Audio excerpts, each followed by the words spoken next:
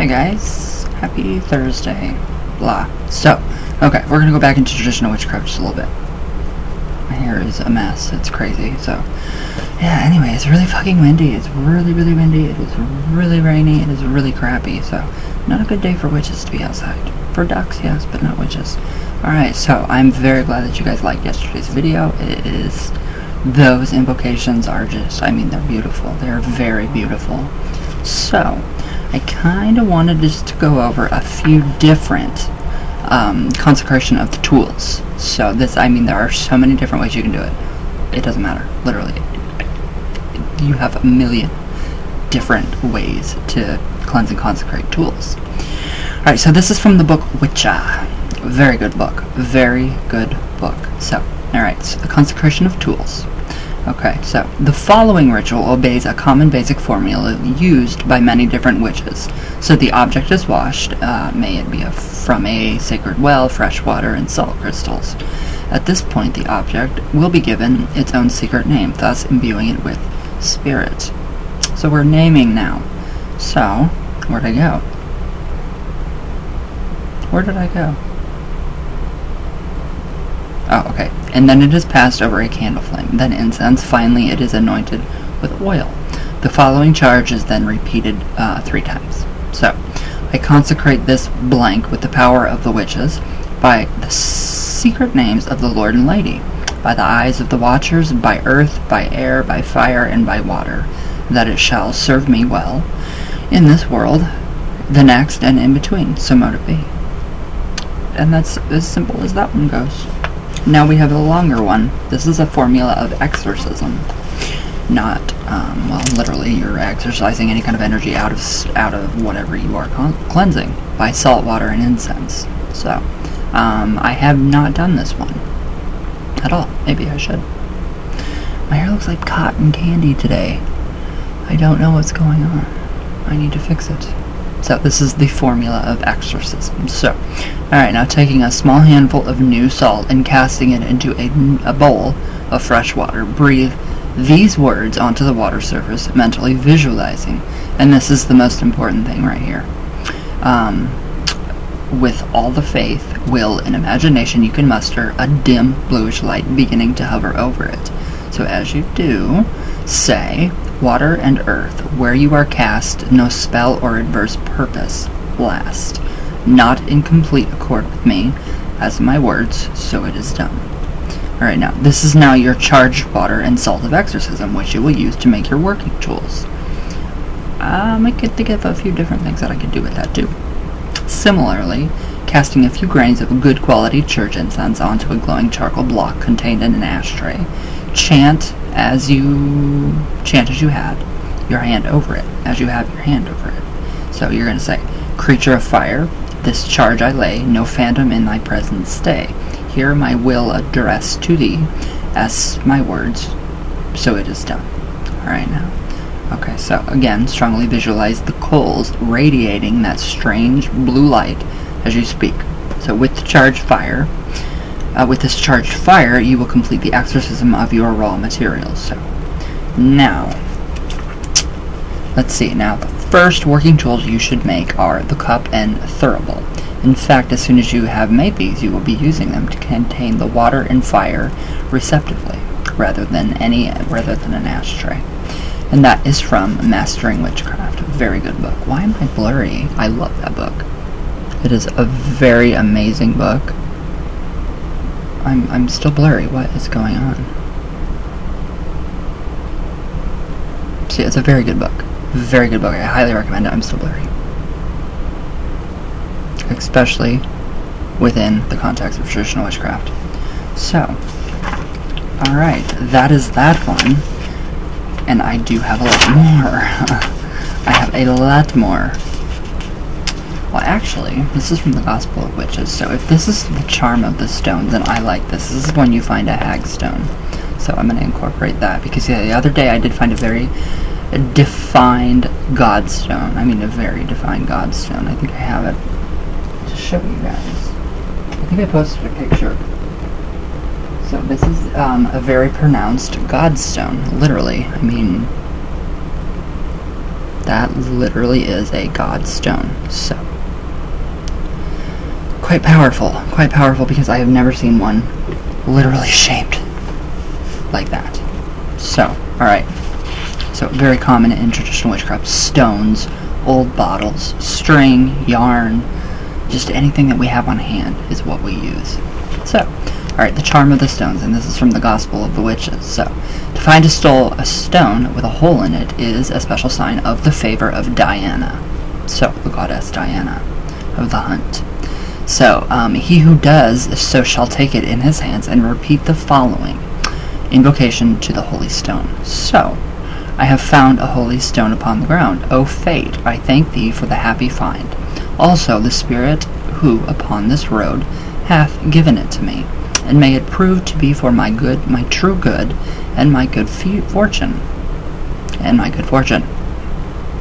So,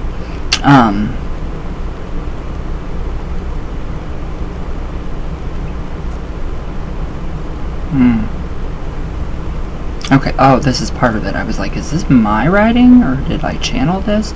No, this is part of the charm of the stones. So I rise in the morning by the earliest dawn, and I go forth to walk through pleasant vales, all in the mountains or meadows fair, seeking for luck, while onwards still I roam, seeking for rue and vervain scented sweet, because they bring good fortune unto all. I keep them safely guarded in my bosom, that none may know it. 'Tis a secret thing, and sacred too, and thus I speak the spell. Alright, so, O vervain, ever be a benefit, and may thy blessing be upon the witch, or on the fairy who did give thee to me. If thou wouldst keep all evil folk afar, then ever keep the vervain and the rue safely beside thee. So, alright, that was a little different. I don't know where that came in. I don't know why that was in there. Now, the charm of the stones, consecrated to Diana. So here is the stone, the consecration for the sacred stones. The hag stones that you'll find. So, great Diana, thou who art queen of heaven and queen of the earth, and all of the infernal lands, thou who art protectress of all men and unfortune, of thieves and murderers, and of women too, who lead an evil life, and yet hast known that their nature was not evil. Thou, Diana, hast still conferred on them some joy in life. Alright, so,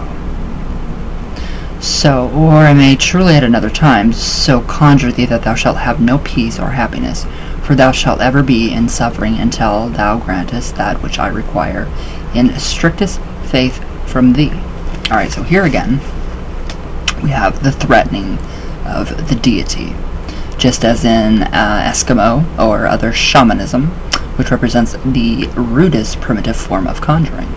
The spirits are menaced. So, yeah, that is a very rude way of conjuring.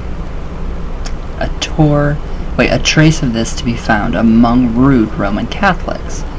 Okay, so that's why, they're literally,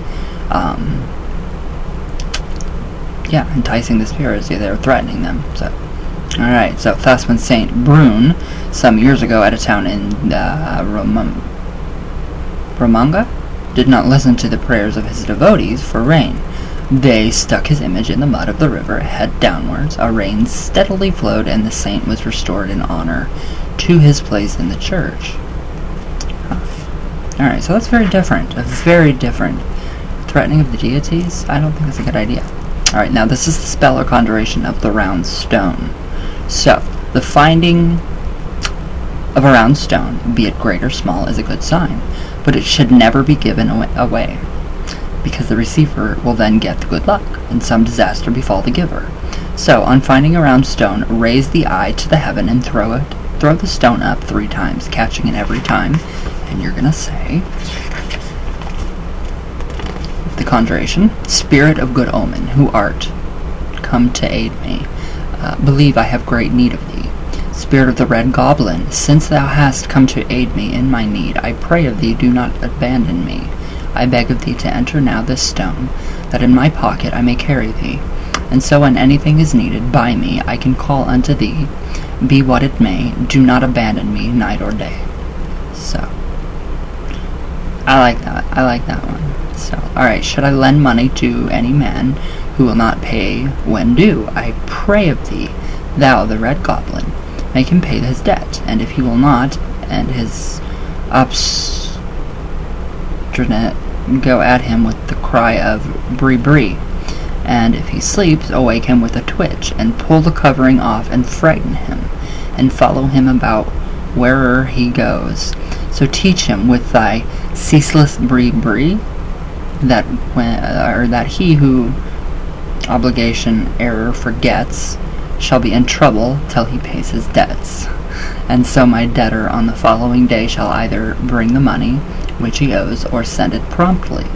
So I pray of thee, O my Red Goblin, come unto my aid.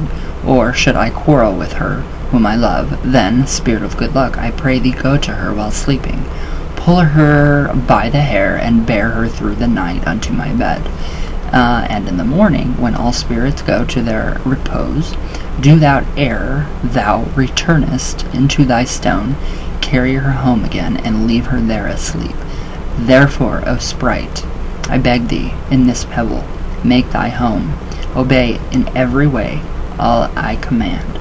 So in my pocket thou shalt ever be, and thou and I will never part company. And that's also from the Gospel of Witches. So that's a bunch of different ways to kind of entice the spirit of the stones. We're seeing a little bit of if somebody's not paying you back money, you might know some people that could actually use this. So we're seeing quite a bit of stuff. So let's see. Alright. Now, the consecrations of the tools, those have been done. So I thought there was a lot more. But now I want to kind of go into the spirit threads and knots in magic. So, for most purposes, a 9-knot spell, and these are very powerful and they work very well. A 9-knot spell can be effectively employed by the contemporary witch, whilst concentrating intently upon the purpose of the spell. 9 knots are tied together at regular intervals along the cord or thread, whilst the following chant is intoned. We all know this one, all of us, I think. 1. To start the spell upon. 2. To pull the magic through. 3. To rouse it mightily. 4. For power strong and sure. 5. To bring the spell alive. 6. The magic might to fix. 7. For the secret leaven. 8. To turn the web of fate. 9. The hidden spell I bind.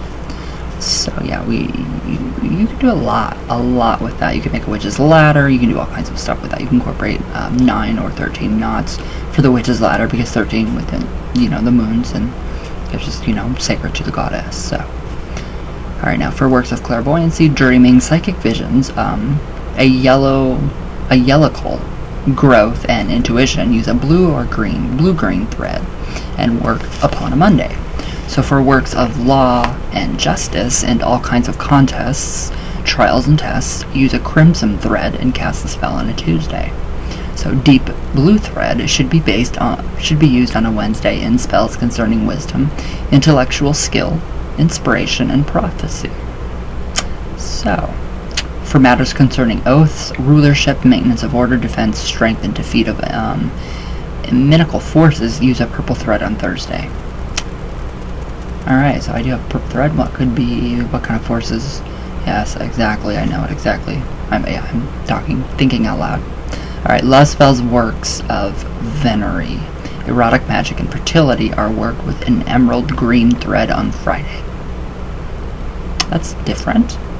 So, the sinister black thread is employed in spells concerning fate, initiation, curses, and darkness, and is used on a Saturday. Alright, so some of us do, some of us don't. Alright, now in spells for wealth, gold, healing, fidelity, and happiness, the witch must use a saffron yellow thread on a Sunday. Alright, so the knotted cord, when fully empowered, though, is worn upon one's person if intended to attract the personal self, or placed in proximity to the target of the spell. So yes, use your imagination. So a more general color system for the cord spells and thread working consists of 3 basic hues. we have white, which matters of wisdom, mind, light, spirit, and sovereignty. Red is war, courage, strength, and defense, might. Green, fertility, eroticism, pleasure, abundance, and wealth. So the whole subject of thread lines, mazes, and interbraided cords as spirit roads and ghost traps is in reality a very deep field of study, which has innumerable ramifications and facets in shamanistic and magical praxis. So the use of the threads in witch spells is merely one aspect of this lore of spirit movement. So we have an 1891 Italian spell. So it's pretty neat and it's very interesting. But yeah, just the different. I mean, this is how the spirits travel. They travel through the threads. Through the fairy roads, the ghost roads, all of that. We covered that in I think probably part 1 or part 2. So, all right, I love this. This is amazing. Twist ye, twine ye, even so, mingle thread of joy and woe. Now that is an Italian spell quoted in C.G. Leland's Gypsy Sorcery and Fortune Telling, 1891. So, alright, now multicolored braided threads, twine, and strings with intent in mind. Calling upon the powers you are invoking, charms can be added. This in itself is a charm. So hang them on your staff. I have a lot of them hanging on my staff, actually. So, one made with the intent of the concept and meaning of the world tree, or Y, middle, upper, and below.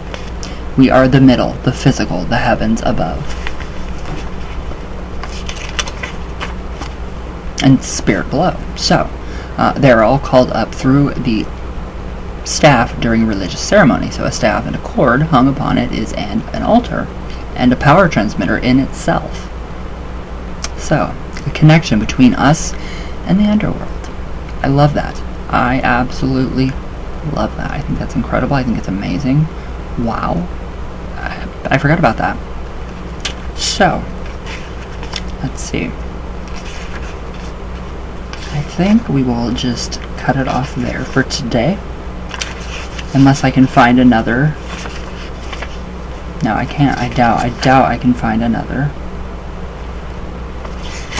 Any kind of. Yeah. I think these are just all my personal notes. But yeah, these are all my personal notes and just everything that I've done and for many years, and this is really weird looking back. So, alright, we've gone through a lot. We have gone through a lot.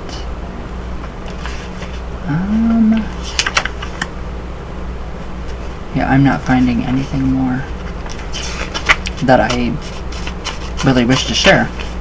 I mean, I do want to share everything, but it's just, I don't think any of this is. That's it. So, we will continue. I have more in mind. So we will definitely continue that work. Probably tomorrow. And then I will probably do some little demonstrations of witch bottles and just different things that you can do on your own. Very simple charms to keep your life family happy and just joyful and all of that amazing stuff. So, I hope you guys enjoy, and this is just a little glimpse into what I do. So, I love you all very much. All my heart. All the way from Venus, all the way back down. There we go. Finally, I can make the heart right. Alright guys, I love you all very much, and I'll see you guys later. I'll see you guys tomorrow. So, thank you guys for watching, and yes, I love you all. So, I'll see you tomorrow, guys.